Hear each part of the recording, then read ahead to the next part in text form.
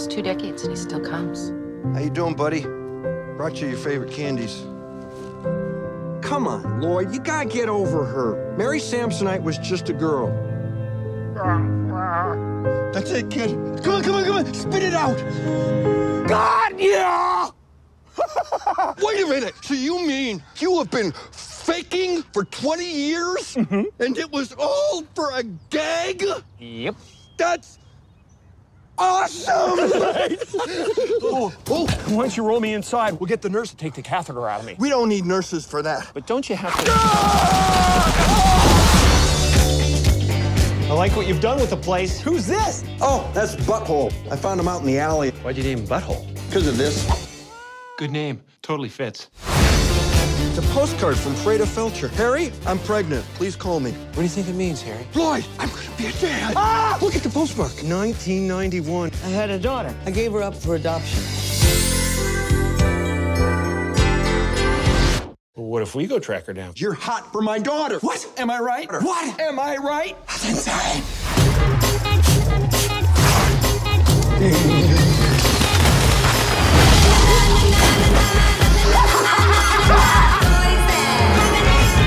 I like her a lot.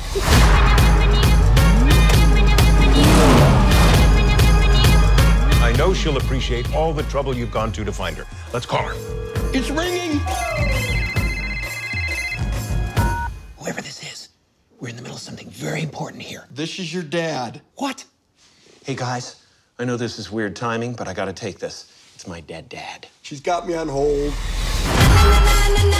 Mikey? Yeah, Gran. I've got the diamonds. Mikey's listening. They're underneath me. Did you hide them inside this turkey? They're just above the giblets. There's no diamonds in here. And you're not my grandson. Harry, she's got me. She's really clamping down.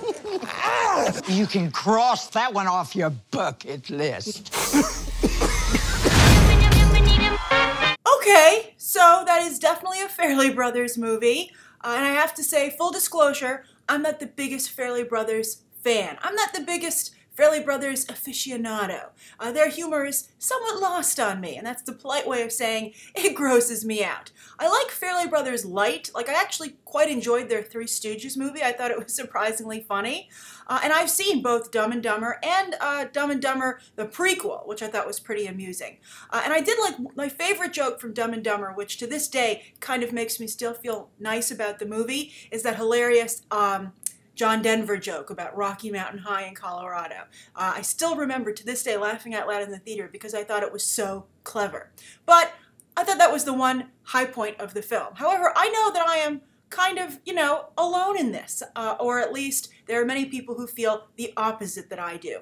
Dumb and Dumber has a huge fan base, in particular, Jennifer Lawrence. Jennifer Lawrence actually has a cameo in this film, and I think that it's a mistake not to show it here. I can understand wanting to save it, but it's not a surprise at this point. Everybody knows she went to shoot it because she's a huge Dumb and Dumber fan, and I think I would really try and milk that for as much as I could. Also, I looked online to see if this movie had more cameos, which I think it should and I think it needs. And so far, at least they're not listed online. Maybe they are going to be surprises. But for instance, I'll never forget that I believe the movie's Blood Simple, that Clint Eastwood directed and Jeff Daniels co-stars in.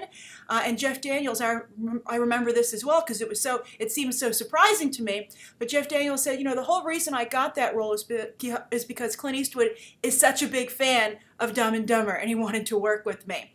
And was disappointed that I wasn't actually like Harry, I believe is the name of his character. And so I thought that was funny that Clint Eastwood was a Dumb and Dumber fan. People you wouldn't expect are Dumb and Dumber fans. So if I were the Farrelly Brothers, I would have gone and I would have rounded all of those people up and said, please do a cameo in my movie. Because I think right now this seems a little bit too late.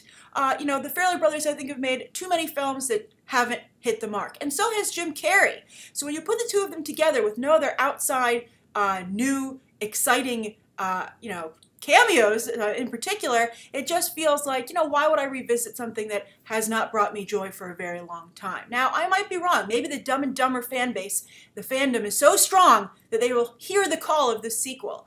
But right now, it looks, just again, not enough to make me want to go. I would think that this movie should seem like a party, a celebration of Dumb and Dumber, and back when Jim Carrey and the Farrelly Brothers were at the top of their game. So anyway, I'm curious to know what you guys think. For Farrelly Brothers fans and Dumb and Dumber fans, is this the sequel that you've long waited for? Was it worth the wait? Does this look hilarious to you?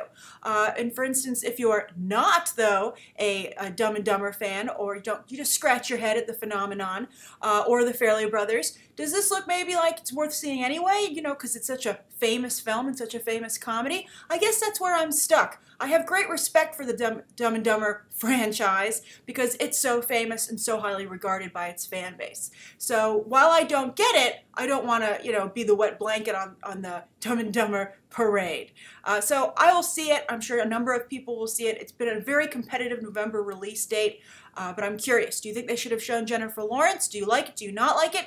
And do you agree with me on my strategy to just make this full of cameos and say, look at all these famous people who love Dumb and Dumber? Don't you love it too? That's the strategy I would have gone with, and I'm curious to see if this strategy will work, the pure nostalgia strategy. All right, write your thoughts down below. Thank you for tuning into my review, and you can check out some more episodes right now.